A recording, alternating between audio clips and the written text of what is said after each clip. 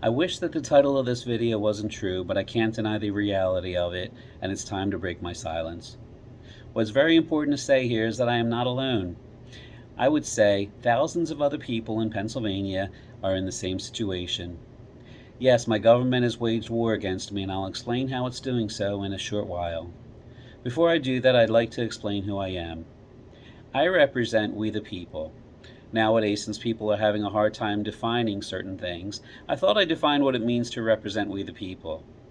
It doesn't matter what race, gender, religion, or any other category you fit into. I believe to represent we the people, you simply need to be a law-abiding citizen, and that's what I am. First, I'd like to describe two other situations, both of which are fitting and accurate, that explain what I'm going through. The first is that I am living proof that modern-day slavery exists. Putting this plainly, as a representative of we the people, I'm supposed to have certain rights. In the situation I'm in, rights have been taken away from me. You only live in a free country when the government does not dictate or order you to do things against your will. Countless things have been dictated to me, yet I'm supposed to think that I live in a free nation. Sorry, but I don't. The other thing that applies is that I am a victim of a crime, and the criminals are not only getting away with what they do, but they continue to criminalize me, having the pleasure of having no accountability for their actions. Referring to the last section, I guess you could say they're dictators. My young children can understand this next story, as it's a good example of what's going on. Let's say a thief goes into a bank in January and steals $3,000. Then he goes back in February and again steals $3,000. He continues to do this every month. Finally, in May, the bank teller and the manager refuse to give him the money. The bank robber is furious as he leaves. Even though this sounds strange, it's only at that point when law enforcement gets involved. Then indictments are issued. You think it's the thief, right? But it's not.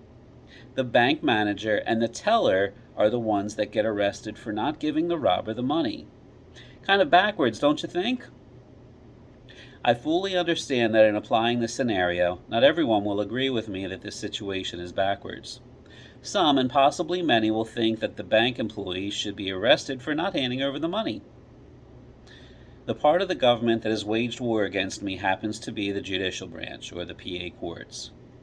For what I'm going through, there are laws, otherwise known in the legal world as the Pennsylvania Rules of Civil Procedure.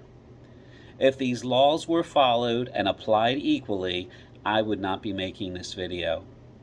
Since they weren't, here I am.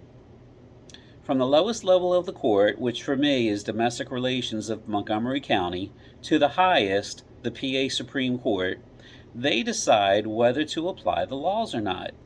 And in my situation, some laws only apply to one person, me. Not both of us, and they're perfectly fine with that.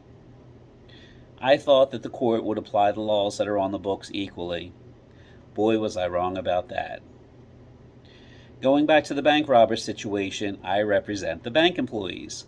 My ex-wife represents the bank robber, and the police represent the court.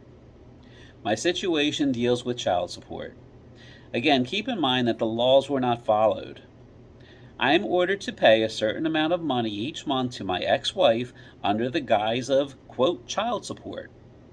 I can say from experience that child support is not necessarily about support for the children. It's about the court choosing who they want to punish financially. So you see, if I don't pay what I'm ordered to pay each month, or I don't give the thief what she wants, the enforcement branch of domestic relations files contempt against me. The court is more guilty than my ex in promoting what I would call legalized theft, where justice does not exist. To clarify what I meant earlier about being a law-abiding citizen, that refers to anything outside of family court, in my opinion. Going back to the part where I'm living proof of modern-day slavery, with an order that was issued in August of 22, not only do I not have my constitutional rights, but I also don't have parental rights. The PA Constitution says that I have inherent and indefeasible rights, which include enjoying and defending life and liberty, protecting property and reputation, and of pursuing my own happiness. These rights don't apply to me. They were taken away from me for the following reasons. Number 1, I'm alive. Number 2, I'm divorced. And number 3, I have children with my ex-wife. That's all. The court also said that I don't have parental rights, even though as stated in the court order I have joint legal custody with my ex. The court is fine with my ex-wife doing anything she does at a cost for my boys without my consent, and then whatever she does, I have to pay for it. In a nutshell, because I'm divorced, I'm a slave to my ex-wife and the court until my children are emancipated. So much for living in a free country. Next, we have the title of this video, My Government Has Waged War Against Me. As a point of reference, I'm old enough to be an adult when the attacks of 9/11 took place 21 years ago. After this, President Bush said, "This morning, a major thrust of our war on terrorism began with a stroke of a pen. Today, we have launched a strike on the financial foundation of the global terror network." End of quote there. This act froze the terrorist financial assets, including cash. I always say that the message is greater than the person, so regardless of whether you supported the man or not is irrelevant. What matters to me, and I hope it matters to you, is what he said and did. I agree that when he froze the terrorist assets, that was an act of war. Now, the PA courts are saying that I must permit this theft, or that under the guise of child support, I must pay this money to her, and if I don't, the court will enforce this order by any necessary means. While I'm going to touch on one aspect of what happened in August, it's worth mentioning that this didn't just start. I've been involved in this case dealing with these people for over 4 years. If I showed you a statement from Domestic Relations, you would see that my arrears in the beginning of August was just a couple $100. I filed a petition previously to modify support because my income had decreased. And the result that came from the hearing is that my monthly support obligation increased by more than half, 50%, even though my income decreased, causing my arrears to exceed $9,000. Just at face value, when someone's income decreases, does it make any sense to increase the amount of support they pay by any amount? In closing, I'm not doing this just to complain about my situation. There could be thousands of people who are going through or have been through what I'm dealing with. I say it's time for we the people to make a change.